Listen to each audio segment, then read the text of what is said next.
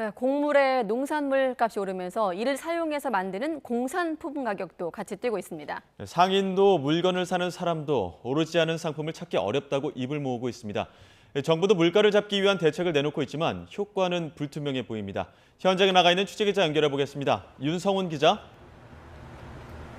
네, 서울 마포 농수산물 시장에 나와 있습니다. 네, 안 오른 게 없다. 자, 최근 식자재 가격 얼마나 올랐는지 전해주시죠. 네, 품목별로 하나씩 설명해 드리겠습니다. 업소에서 보통 사용하는 18리터 크기의 콩기름입니다. 콩기름의 현재 가격은 69,000원인데요. 1년 전 27,000원대였던 것과 비교하면 무려 2배 넘게 오른 겁니다. 마요네즈 역시 가격이 많이 오른 품목 중에 하나입니다. 마요네즈의 가격은 9,000원에서 13,000원으로 올랐습니다. 인상률을 따져보면 무려 50%에 달합니다. 당분간 잡채를 해먹는 것도 쉽지 않을 거로 보입니다.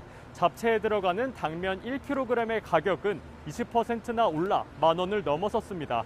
그러나 특정 품목만 오른 게 아니라는 게 상인의 설명인데요. 직접 들어보시겠습니다. 특정 품목이 아니고 모든 제품이 많이 다 올랐어요. 손님들이 오셔갖고 물가가 많이 오르니까 부담스러워 하시고. 고추장과 된장 등 곡물과 농산물을 원재료로 쓰는 가공식품 역시 직격탄을 맞았습니다. 고추장과 된장, 간장 모두 가릴 거 없이 5,000원에서 7,000원까지 오른 상황입니다.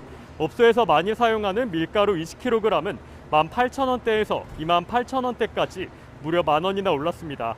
근처에서 고추와 참기름, 참깨 등을 판매하는 다른 가게의 상황도 비슷합니다.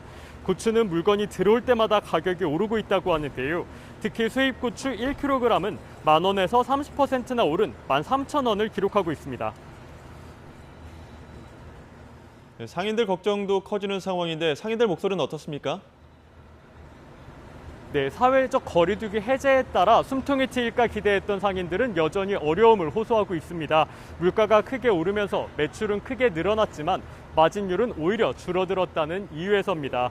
가격이 오르는 상황에서 마진율을 기존과 똑같이 적용하면 비싼 가격에 손님들이 혹 발길을 끊진 않을까, 사는 양을 크게 줄이진 않을까 걱정스럽기 때문입니다.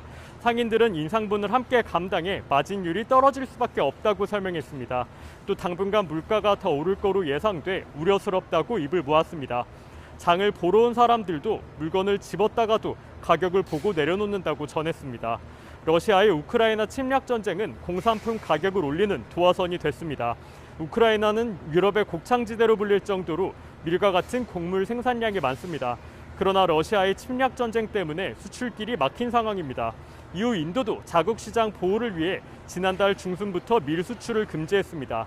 이상 기후로 미국도 곡물 생산에 차질을 빚고 우리나라 역시 가뭄으로 농산물 생산에 타격을 입는 상황입니다.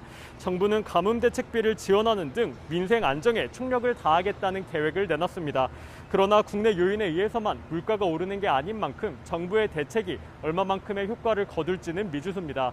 지금까지 서울 마포 농수산물 시장에서 YTN 윤성훈입니다.